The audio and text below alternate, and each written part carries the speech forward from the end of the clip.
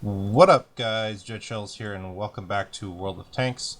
As promised, I'm releasing more World of Tanks videos for you guys this weekend, and a few of you have been requesting more RU-251 content and some M4190 content.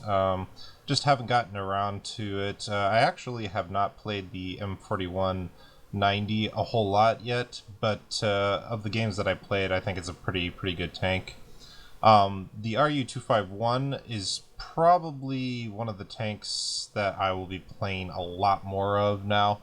I'm not sure why I haven't been playing this tank. It's fits my playstyle to a T. It's very fast. The damage potential is very good. Its spotting potential is very good. You can play it really aggressively and then get out of dangerous situations before the enemy can retaliate. Today's game is when I earned my second mark of excellence on the RU-251. I was actually cringing a little bit about thinking about making this video and this game because going through it, I was like, wow, I made a lot of mistakes. But you know what? Sometimes it's a good thing to show games where we show our warts and all, and I think people overall learn better from the mistakes that they make rather than the successes in general, of course. So let's just get started with this game. Now, the first thing you'll notice is I have a ridiculous amount of premium heat ammunition loaded. I honestly can't remember why. I think it's because the last time that I played the RU was during a Clan Wars battle. Yeah, let's get these names up here on the team list. There we go. Was during a Clan Wars battle. I usually like to go down to that E3, E4 area where the Type 64 is going. But he had a better spawn than me, and he was already 100 plus meters ahead of me, so I let him take that position. So now I'm just roll scouting the ridgeline here. I thought about taking a shot at the E50 there, but I would be exposing myself to sniper fire, and who knows what else behind the E50. Our Type 64 dies because he moved too far down there. I like to use normally this more conservative bush here just on my left past this barn. I feel like I really need to kill this RU-251, and then I realize, oh wait a minute, my team have not moved up very aggressively at all into the A1 area, so I'll be exposing myself to the crossfire. Here's one of my first micro mistakes right here. I was not spotted, but I got blind fired by that VK3002D.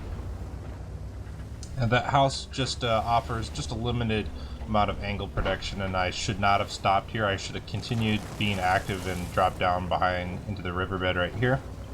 I initially had an HE round loaded to shoot the RU, but he's on such low hit points. Taking the risk that the HE round won't pen him wasn't worth it, so I just reloaded an AP round. This is also another mistake that I made, tactically speaking. I should have went up underneath the north side of the, right underneath the bridge, so I wouldn't expose myself to multiple sniper angles. As I approached, I basically exposed myself to 3 sniper angles, and luckily didn't pay for it other than getting tracked by the enemy M4190. So I've been really lucky with getting away with some pretty fundamental mistakes, kind of similar to the LTTB game I showed a couple days ago. The victor of the game is not the perfect player, but the player that makes the least mistakes. So this is one of the reasons why the RU-251 is so good when it comes to damage potential. The gun is a little bit derpy. It's not incredibly accurate, but it's pretty decent for a scout. The shell velocity is a little slow, so it's hard to lead shells on moving targets on distance sometimes. but the damage per minute potential is really huge. I realize that our M4190 is in trouble with the Bosch there, and I need to help him out. Get a low roll there. Yeah, didn't kill that Foch when he was on low health. I think the average damage is 240 on this gun. Yeah, 240. Also, one of the inconvenient things about the RU-251's gun is its premium ammunition is heat instead of APCR. Heat works okay against certain targets, mainly a thick armor that's at a flattish angle. It works fine, but it doesn't like spaced armor, like shooting into tracks or like shooting into super Pershings, frontal armor, and things like that. So now that I noticed that my team is pushing into the enemy cap, I figure, hey, they got 5 tanks there, they can handle that. I need to come back and help stall the enemy push into our cap here. So I'm gonna go a little bit deep in here to try and spot the enemy advance here, and then I'm gonna take up a conservative position here on the back. Arty Hill actually is where I'm gonna sit, where normally the artillery on your team sits. I'm doing this for 2 reasons. Slow reaction time there. Once again, luckily I got away with it. The T-34-3 aim time is not the best, so and the accuracy, so I was able to avoid getting shot by him.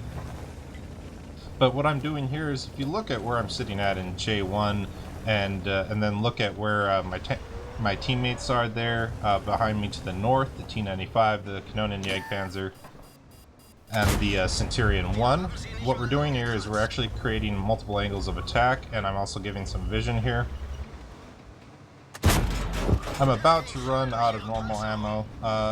To my credit, even though I'm gonna turn into a dirty premium spammer here in a second, I did shoot all of my AP ammunition before going to heat. Once again, I think I had it loaded just for Clan Wars, but yeah.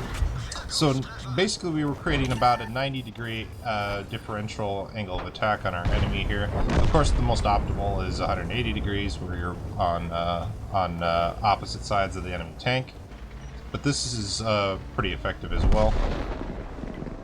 Just forcing the enemy to look in 2 different directions at once. That superior Pershing there is charging me, which is exactly what he needs to do. He needs to force me to leave and change the multiple angles of attack in the enemy's favor and force me to retreat. Unfortunately, now I'm in a bit of a pickle because all I have is heat ammunition, and unless I get a really nice angle into the super Pershing, it's actually kind of unlikely that I'll pen him at certain angles. So right now I should have probably run right away and risk taking the shot from the T-34-3. And there comes the super Pershing. Now I just run away from him. I have to take the risk of getting shot by the T-34-3 because I didn't run away when I had the time to. I get tracked by the super Pershing. I decide to go for the track simply because I'm like, yeah, he's moving full speed at me frontally and I'm firing heat ammunition. It's pretty unlikely that I'll be able to shoot underneath his gun shield into his turret cheeks to pen him, so I just decided to go for the track instead of the unlikely pen here. Now you'll see me take a couple of bad marksmanship skills here. That second shot I was actually trying to lead it so the shell would drop into the turret roof, but I overlet it.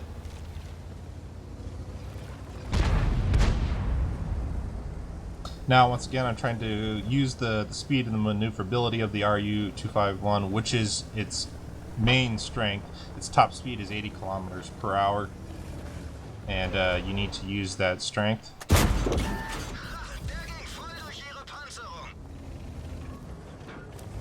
Once again, I don't realize that M103 fired. Another mistake that I made.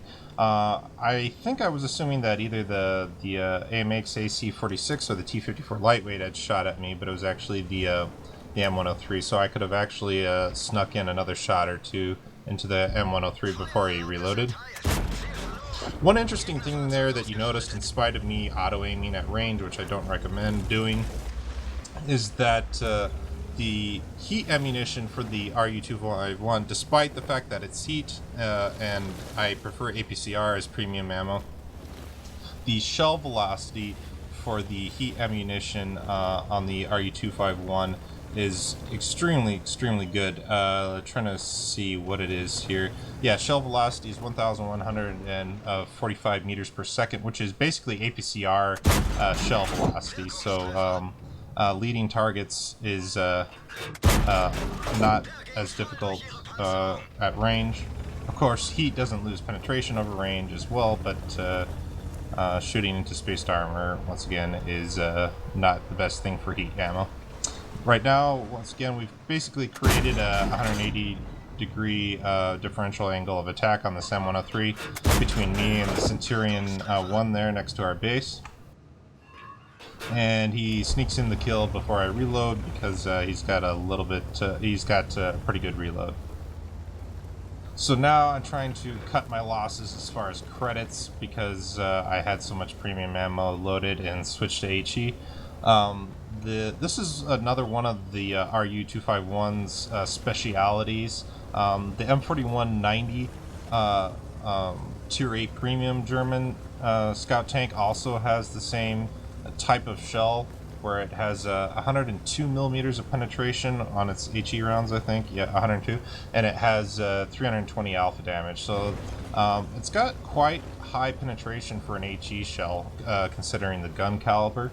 So it's really good for shooting soft targets, or targets that you're able to outmaneuver and find their soft spots and they can't retaliate, like certain tank destroyers.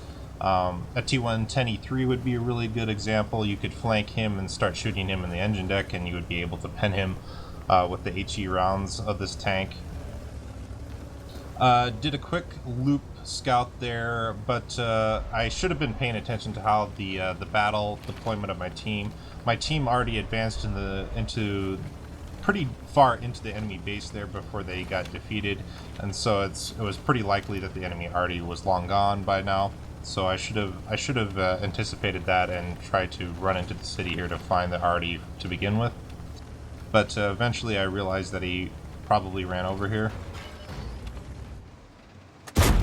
I honestly have no idea how that shell hit. I remember playing that during the game and I was like, how did that shell hit? He was behind the wall. So that must have been some sort of server lag or something. I have no idea. But you see there, we actually penned his side.